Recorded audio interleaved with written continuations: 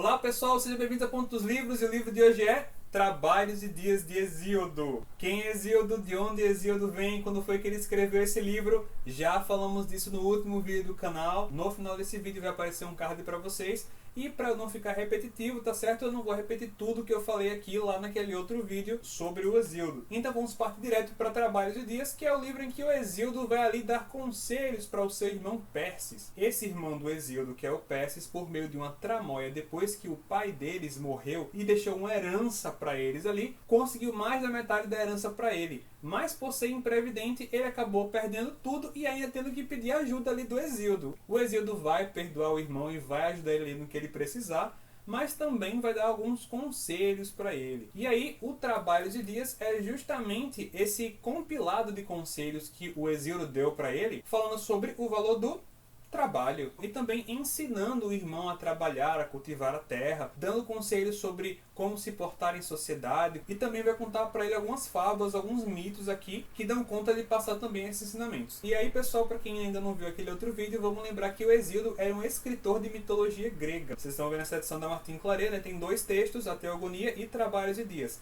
A Teogonia foi o primeiro registro de mitologia grega até hoje conhecido na história da humanidade. Então, vai não vai, o Hesíodo ele vai fazer referência aqui à mitologia, às crenças que eles têm também. O Hesíodo ele vai começar o seu texto entoando aquele cântico às musas, como ele sempre faz. Vai falar um pouquinho ali sobre o poder de Zeus e sobre como ele pune os injustos, beneficia os justos. E aí, a primeira coisa que ele faz é contar sobre o mito de Prometeu e Pandora. O que é que vai acontecer? Prometeu significa aquele que pensa antes. Ele tem um irmão chamado Epimeteu, que significa aquele que pensa depois. E esse Prometeu queria muito dar o fogo dos deuses para os homens, mas não podia. Zeus não deixava que isso acontecesse. Então Prometeu vai pegar uma haste de férula e vai colocar o fogo dos deuses ali dentro, entregando em segredo para a humanidade. Concomitantemente a isso, vai ter ali uma grande reunião entre os deuses, e o Prometeu, sendo um deus, também vai ser convidado, aonde eles estão fazendo uma grande ceia ali, uma grande refeição. O Prometeu ele vai resolver pregar uma peça em Zeus, oferecendo duas porções de carne, sendo que em uma delas, por cima tem as vísceras do animal e por baixo tem uma carne boa. A outra tem uma cobertura gordurosa, muito suculenta por cima, mas por baixo tem só ossos. E aí Zeus vai escolher justamente aquela que teria só os ossos por baixo, porque ele estava olhando só a superfície, né? E aí ele vai perceber que foi o Prometeu quem fez aquilo com ele e vai puni-lo. Zeus vai pegar Prometeu, vai prender ele num rochedo ali e todos os dias a águia de Zeus vai pousar ali e vai ficar bicando o fígado do Prometeu. Só que Prometeu é um deus. Todos os dias o fígado dele vai se regenerar. Então aquela águia vai ficar voltando lá todos os dias para repetir aquela tortura. Ainda por cima, Zeus vai descobrir que ele deu em segredo o fogo dos deuses para a humanidade, vai ficar furioso e vai resolver punir a humanidade também. Ele vai reunir todos os deuses ali do Olimpo e vai pedir para Hefesto para montar um corpo, vai pedir para que Afrodite dê o dom da beleza, vai pedir para que Atena vista e orne aquele novo ser da forma mais bela que ela possa, e vai pedir para que Hermes coloque a vileza e a astúcia e a malícia ali no coração daquele ser. E aí teria nascido Pandora. Pan, todos, Dora, dons, porque todos os deuses deram dons para ela. E essa Pandora vai descer para a Terra com uma jarra. Ali nessa jarra teriam todos os males do mundo: doenças, dores, preocupações, aflições, tudo. E mais uma última coisa, que é a esperança. Essa Pandora vai ser dada ali para Epimeteu. E aí o Prometeu já tinha falado para o Epimeteu para não aceitar nenhum presente de Zeus caso ele recebesse. Mas ele não vai pensar, porque ele só pensa depois. Epimeteu vai receber a Pandora do mesmo jeito. Pandora vai abrir aquela jarra, vai deixar sair todos os males do mundo, mas vai ficar só uma coisa ali: a esperança. E ela fecha. Tudo isso por instrução de Zeus, para poder castigar a humanidade. E esse seria então o mito de Prometeu e de Pandora. E ele vai contar isso para o irmão, como quem está falando para ele que não dá para fugir ali do olhar dos deuses. Tem toda aquela questão da mitologia grega aqui, né? Que o Hesíodo vai colocar também para o irmão, eles têm essa crença. Então ele vai se utilizar dessa crença que eles têm aqui para também tentar instruir ali o irmão a mudar de comportamento, enfim. Logo em seguida nós vamos ter aqui o Hesíodo apresentando as 5 raças de homens que os deuses teriam criado e que teriam passado a habitar na Terra. E essas raças, vocês vão perceber, Parece que vão assim em ordem decrescente. Começa bem bom assim as raças, e depois a última raça é uma raça bem... A primeira é a raça de ouro. E essa raça, ela seria uma raça bem aventurada. Ela seria uma raça de homens que são bons, que são nobres, inclusive abençoados também. Não lhes pesava a terrível velhice, e com a mesma força nos pés e nas mãos, livres de todos os males, deleitavam-se em festins. Morriam como se tomados pelo sono e desfrutavam da totalidade dos bens. Aí depois viria a raça de prata, que já é um pouquinho menos agradável, vamos dizer assim. Durante 100 anos os filhos permaneciam ao lado da mãe protetora e se desenvolviam brincando infantilmente em sua casa. Quando cresciam, porém, chegado ao limiar da adolescência, viviam pouco tempo e em grande sofrimento por causa da sua insensatez, pois não podiam conter em si os loucos excessos. E também não queriam servir aos imortais, nem sacrificar nos sagrados altares dos bem-aventurados. E aí depois vem a raça de bronze, e aqui a coisa já começa realmente a desandar. Em nada se assemelhavam à de prata. Ela era terrível e forte, mas somente se ocupava de violências e das lamentáveis obras de Ares. Ares é o deus da guerra na mitologia grega. Depois vem a raça dos heróis, a coisa vai dar uma melhorada, né? Eles, além de serem semideuses, eram nobres, corajosos, honrados, e eles todos, depois de morrer, vão ali para uma ilha dos bem-aventurados, que é regida pelo próprio Titã Cronos, e vão viver ali muito bem, inclusive quase como se fosse um Elísio, né, depois da morte. Mas aí depois vem a raça de ferro, aí desanda tudo. Nunca deixarão de trabalhar e de sofrer durante o dia, definhando a noite. Ele vai falar que essa raça, inclusive, tem uma marca bem distinta, que é as crianças já nascerem com os cabelos grisalhos. O pai não respeita o filho não respeita o pai, a malícia vai sobressair a bondade, enfim. E ele vai dizer que essa raça é a raça dele.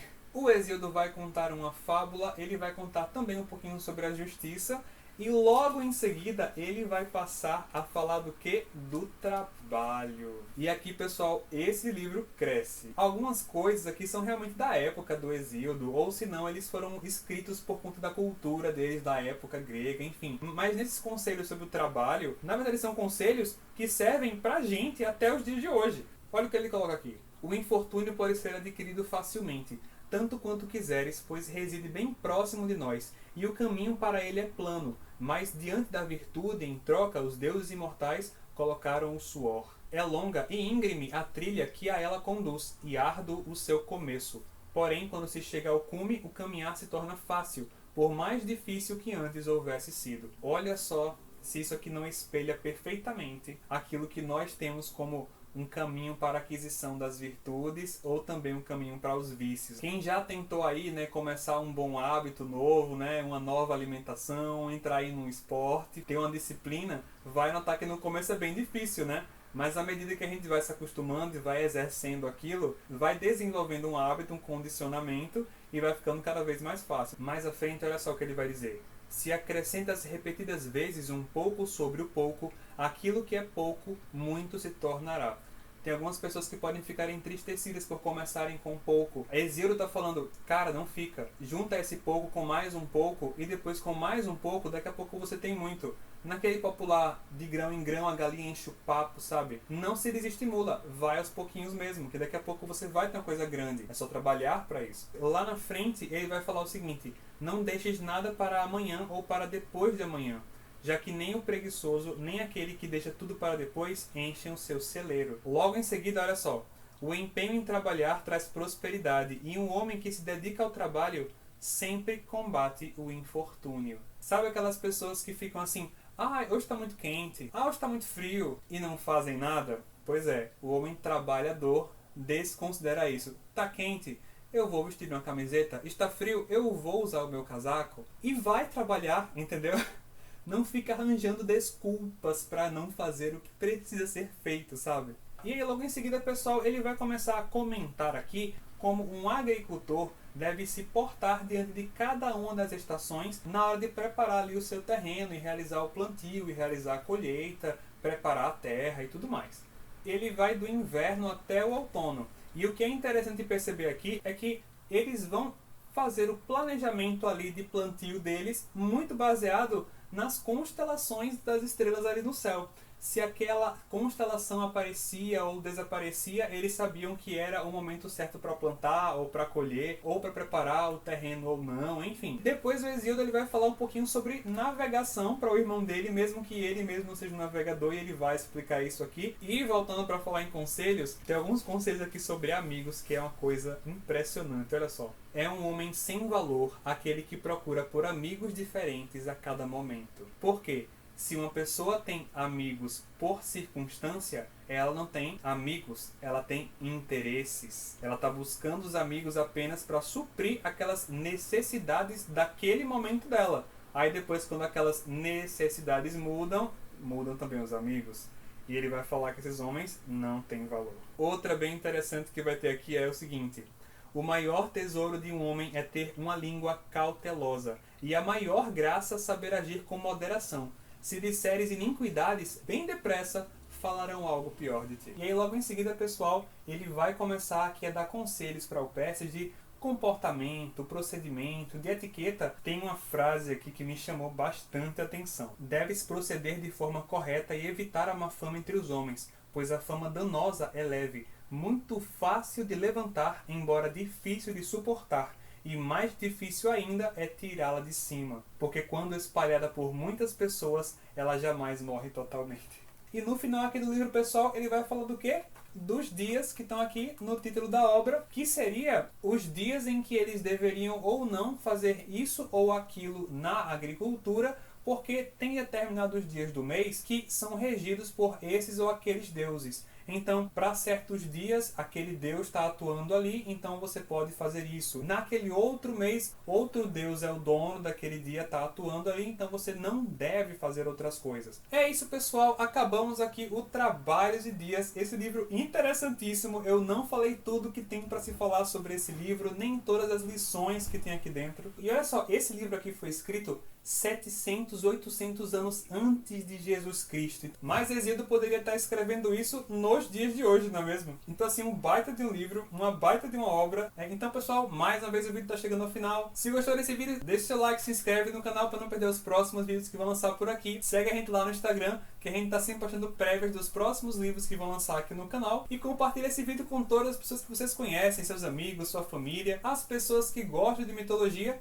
para que eles venham conversar com a gente aqui também no canal. É isso, pessoal. Muito obrigado pela sua atenção. Muito obrigado pela nossa travessia. E até a próxima.